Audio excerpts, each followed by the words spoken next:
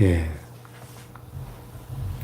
계속해서 옛 언약과 새 언약을 비교하면서 불완전한 옛 언약으로 이룰 수 없었던 이 죄의 문제를 새 언약의 중보자 되신 대제사장 예수 그리스도의 완전한 속죄의 사역을 통해서 이 옛 언약이 폐기되고 새 언약이 이제 유효하게 되었다 하는 것을 논증하고 있습니다.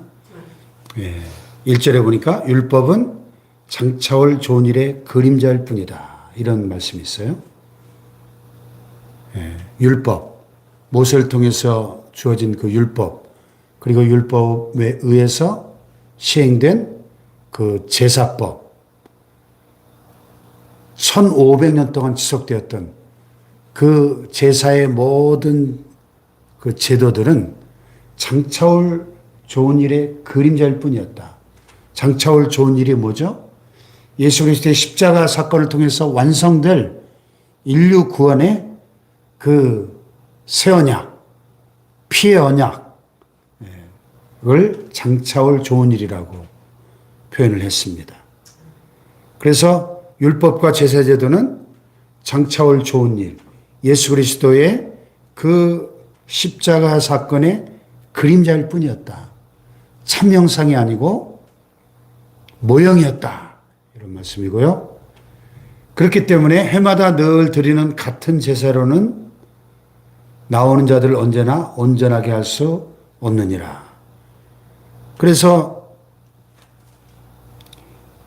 해마다 대속절이 되면은 대제사장이 어린 양을 잡아서 그 피를 그릇에 담아서 휘장 뒤에 있는 지성소로 들어가서 언약궤 위에 그 피를 쏟아 부으며 드렸던 해마다 늘 반복되는 그 속죄의 제사로는 나오는 자들을 언제나 온전하게 할 수 없었다.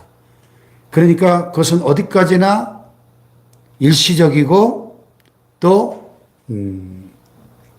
한시적인 속죄의 방법이었다는 거죠.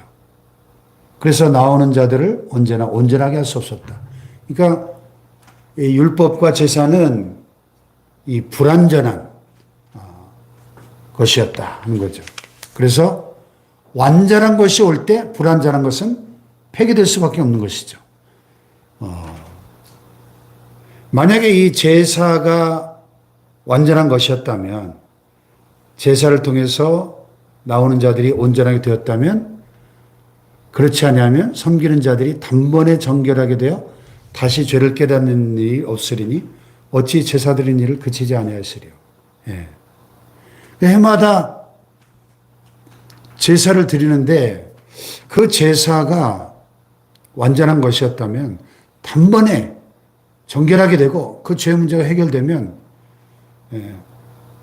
그걸 반복할 필요가 없죠, 해마다. 그러나 이것은 불완전하고 일시적인 방법이었기 때문에 해마다 똑같은 제사를 계속 반복해서 드릴 수밖에 없었다 하는 거죠. 그래서 그러나 이 제사들은 해마다 죄를 기억하게 하는 것이 있나니 이는 황소와 염소의 피가 능히 죄를 없이 하지 못함이라. 황소나 염소 같은 제물의 그 피를 가지고 하나님이 일시적으로 그 죄를 용서하시기는 하셨지만은 그것은 근본적으로 인간들의 죄의 문제를 해결할 수 없는 것이었다. 왜냐하면 이것은 그림자일 뿐이니까. 여러분, 그림자는 실체가 아니잖아요. 실체가 있고 그림자가 있지 않습니까? 그래서 이 율법과 제사는, 이 황소와 염소의 피는 장차 오실 실체 되시는 예수 그리스도, 그 예수 그리스도의 그 십자가라고 하는, 그 십자가의 희생이라고 하는 그 실체를 보여주는 그림자에 불과했다는 것입니다. 아멘. 그래서 그러므로 주께서 세상에 임하실 때 이르시되 하나님이 제사와 예물을 원하지 아니하시고 오직 나를 위하여 한 몸을 예비하셨다. 한 몸, 하나님의 아들 예수 그리스도의 그 몸을 예비하셔서 영원한 속죄의 제사를 위한 제물로 하나님의 아들 예수 그리스도의 그 몸을 예비하셨다는 거예요. 아멘? 예. 제사와 예물을 원치 않으셨다는 겁니다.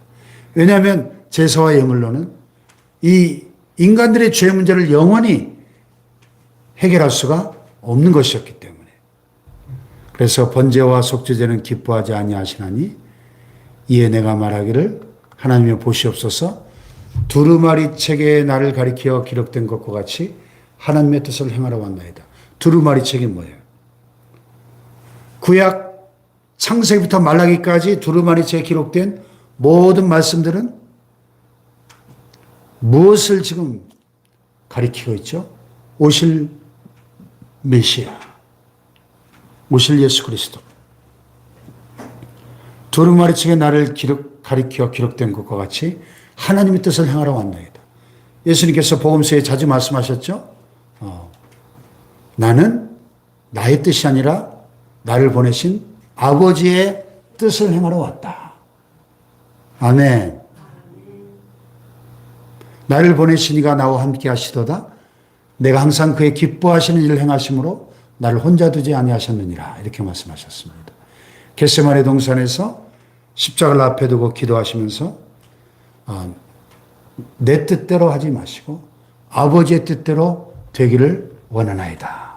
이렇게 기도하셨죠. 아멘. 하나님의 뜻이 뭐예요? 예수님, 하나님의 독생자, 하나님의 아들의 죽음을 통해서, 희생을 통해서 우리 온 인류의 죄 문제를 해결하시고 우리 인류를 구원하기 원하시는, 이게 하나님의 뜻이었다는 것입니다. 아멘.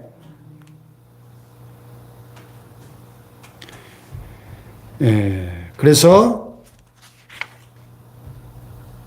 위에 말씀하시기를 주께서는 제사와 예물과 번제와 속죄제는 원하지도 아니하고 기뻐하지도 아니하신다 하셨고 이는 다 율법을 따라 드리는 것이라 그랬어요. 그 후에 말씀하시기를 보시옵소서 내가 하나님의 뜻을 행하러 왔나이다 하셨으니 그가 첫째 것을 폐하시면 둘째 것을 세우려 하심이라. 첫째 것이 뭐예요? 율법, 제사. 그 첫째 것이 옛 언약이 폐하해졌고 둘째 것 새 언약, 예수 그리스도의 피의 언약, 그 새 언약이 세워진 줄로 믿습니다. 그러니까 이제는 우리가 율법으로 말미암은 옛 언약으로 구원받는 게 아니라 예수 그리스도의 피로 세운 새 언약, 그 피의 언약을 통해서 십자가의 보혈의 언약, 그 피의 언약을 믿음으로 구원을 받게 된 줄로 믿습니다. 이 뜻을 따라 예수 그리스도의 몸을 단번에 들이심으로 말미암아 우리가 거룩함을 얻었노라. 그래서 예수님은 십자가 위에서 자신의 몸을 단번에 속죄 제물로 드리셨어요. 그러니까 예수님은 그 유대 종교 지도자들과 그 로마 빌라도 총독의 불법 재판을 통해서 억울하게 십자가의 처형을 당하셨지만은 사실은 자발적인 죽음이었다는 거죠. 예수 그리스도의 몸을 단번에 들이셨다. 그래서 우리가 거룩함을 얻었다. 예수님은 자발적으로 십자가를 향해 가신 겁니다. 그래서 우리가 복음서를 쭉 읽어보면 예수님이 3번씩 제자들에게 자신의 죽음과 부활을 예고하시면서 예루살렘을 향하여 십자가에 죽으실 걸 알면서도 예루살렘을 향하여 올라가기로 굳게 결심하시고 스스로 십자가를 향하여 가시는 겁니다. 할렐루야. 그래서 오늘 말씀의 제목을 보면 인류 구원을 완성한 예수님의 자발적 순종 그랬어요. 예수님의 이 자발적 순종이 있었기에 인류 구원이 완성된 줄로 믿습니다. 그래서 자기를 낮추시고 죽기까지 복종하셨으니 곧 십자가에 죽으심이라 그랬어요. 십자가에 죽으시기까지 자기를 낮추시고 죽기까지 복종하신 예수님의 그 복종, 자발적 순종이 있었기에 오늘 저와 여러분이 구원을 얻고 새 생명을 얻게 된 줄로 믿습니다. 할렐루야. 이 은혜가 얼마나 감사해요. 예.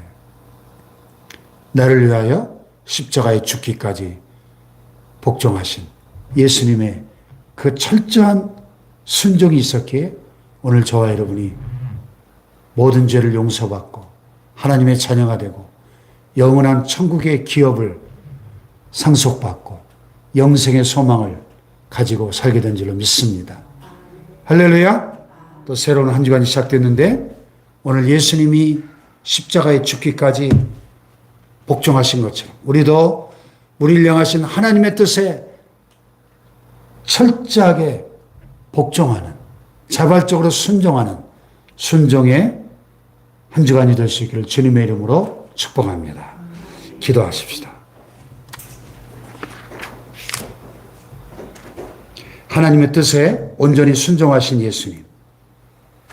예수님의 희생을 통하여 우리 온 일을 구원하기 원하셨던 아버지의 그 뜻에 순종하시기 위하여 자기 몸을 단번에 들이시고 십자가 위에서 속죄의 제물이 되신, 그래서 단번에 영원한 속죄 제사를 하나님께 드리심으로 우리의 구원을 완성하신 예수님을 본받아 우리도 우리의 모든 삶의 영역 속에 하나님의 뜻에 순종하는 순종의 사람들이 되게 하여 주시옵소서.